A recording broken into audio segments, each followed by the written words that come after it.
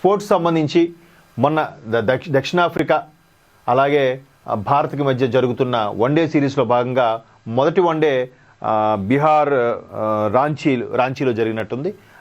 అది కూడా ఉత్కంఠభరితంగా సాగి చివరగా అంటే 349 లక్ష్యం 49 కొడితే 350తో దిగిన వాళ్ళు ఆల్మోస్ట్ 330 పైచీలకు కొట్టేశారు.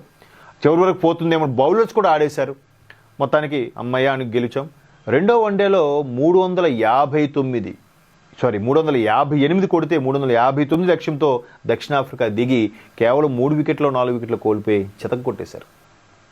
బౌలర్లు పేలవ ఫామా ఏంటి పిచ్చా అనేది రకరకాల దానికి తెలుస్తుంది. మరోవైపు అక్కడ విరాట్ లాంటి సెంచరీలు కూడా మొన్న మ్యాచ్లో ఉపయోగకరంగా లేవు. ఇవాళ మూడో రోజు వైజాగ్లో వన్డే ఇంటర్నేషనల్ జరుగుతోంది. ఈ వన్డే ఇంటర్నేషనల్లో కూడా భారత్ సత్తా చాటుతుందా అనేది అందరూ ఈరోజు మధ్యాహ్నం నుంచే తమ ఫోన్లో ఉండే జియో హాట్‌స్టార్కి కానీ లేదంటే టీవీలకు కానీ అతుకుపోయే అవకాశం కనిపిస్తోంది. దీనిపై మరోవైపు భారీ స్థాయిలో బెట్టింగ్లు కూడా నడుస్తున్నాయని కూడా ఒక చిన్న వార్త. అది ఎప్పుడు ప్రతి మ్యాచ్కి ఐపీఎల్కి మార్చినప్పుడు వన్డేలకి ఎందుకు జరగకూడదు, జరుగుతుంది. బట్ ఇక్కడ ఏ విధమైన మ్యాచ్ ఎంత ఉత్కంఠగా జరిగిపోతుంది. ఖచ్చితంగా 350 కొట్టినా కూడా గెలవని పరిస్థితుల్లో ఎట్లా ఆడాలి?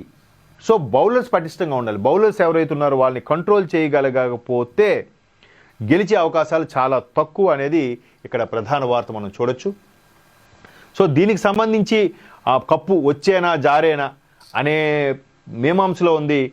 అందరూ కూడా ఒక్కసారిగా ఆతృతగా ఎదురు చూస్తున్నారు. ఇక్కడ బౌలింగ్ కూడా చాలా పేలవమైన బౌలింగ్ ఉంది. మరోవైపు కోహ్లీ తన యొక్క సెంచరీల పరంపర కొనసాగిస్తున్నాడు. బ్యాట్స్మెన్ వాళ్ళ యొక్క కర్తవ్యం నిర్వహిస్తున్నారు, వాళ్ళు బాగానే ఆడుతున్నారు.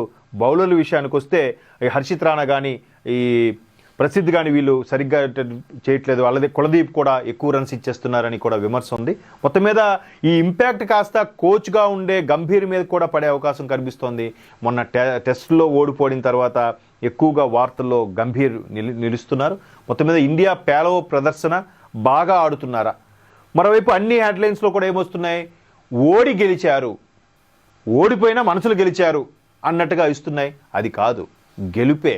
ఒక్క రన్నుతో తేడాతో గెలిచినా గెలిపే. అబ్బా ఒక్క రన్తో పోయింది కదా మనమే గెలిచాం అనుకుంటే ఎట్లా? కాదు. సో ఇవాళ ఈ వన్డే ఉత్కంఠభరితంగా సాగబోతుంది. చూద్దాం మరి.